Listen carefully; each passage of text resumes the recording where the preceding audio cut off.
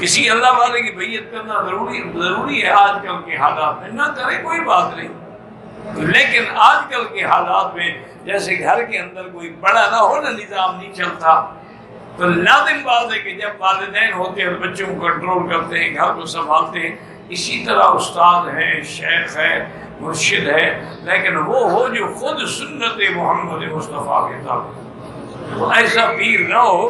ایک پیر صاحب تھے، جب عورتیں جاتی نا جی بیعت کے لیے ملنے کے لیے تو کہتے بھئی پردہ تو اتارو۔ انہوں نے کہا دیکھو میں جنت میں تمہاری سفارش کروں گا، جب میں جانتا ہی نہیں، شکل نہیں دیکھی، کیسے پہچانوں گا کہ میری مرید نہیں؟ لہذا تم پردہ اتار دو، وہ پردہ اتروا دیتا۔